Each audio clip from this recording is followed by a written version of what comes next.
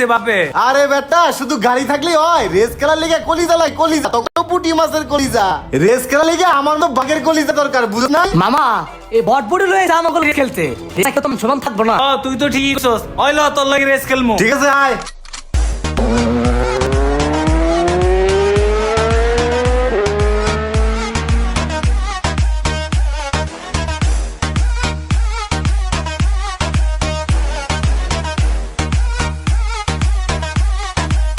খাওয়া নাই, খাওয়া নাই।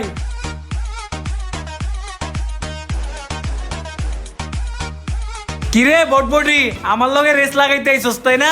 দিলাম না খায়া R15 নেইস, তাও আমার লগে পারবি না, বুঝছস নাই? আরে বেটা কত ভালো ভালো গাড়ি, 2 গিয়ারে খায়া দিছি, 3 গিয়ারে খায়া দিছি। আর তোর তো সামান্য RTR ও নিকেল কম ছিল তো এলিয়া পিকআপটা সাইরা সাইরা দিছিল।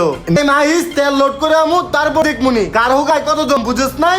আরে দোস্ত নাচতে না জানলে উড়ান দেখা, এখন পারে নাই তেলের দোষ। হ্যালো কালকে দেখমুনি। হলো আজকে হালাই রেসে জিতা পার্টিং লইতাছে, কালকে হালারে বইরা দিমুনি।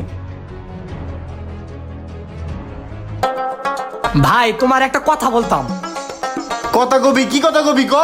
ভাই বাবে তোমার বাইক কিনে দিছে, তুমি নাকি তোমার বন্ধু বান্ধব গুলো রেস করতেছো। দেখো ভাই বাইক নিয়ে রেস করো না, বাইকের অ্যাক্সিডেন্ট হইলে ভয়াবহ অবস্থা হয়। বেশিরভাগ লোক কি বাইকে অ্যাক্সিডেন্ট করে পঙ্গু হাসপাতালে ভর্তি আছে, তারাই বুঝতেছে তাদের কি অবস্থা। যদিও বাইক অ্যাক্সিডেন্ট করলে 2-1 বাঁচে, বাঁচা বলে না, জীবন তো লাশ হয়ে বাঁচে।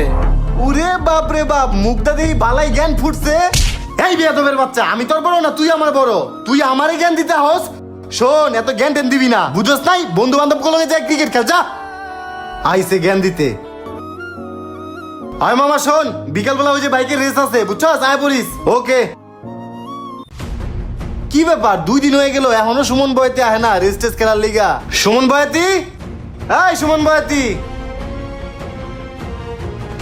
বাবা সুমন ভাইতিরা খুঁজতে আইছো? আমার ছেলে সুমন ভাইতি তো আর বাইচা নাই।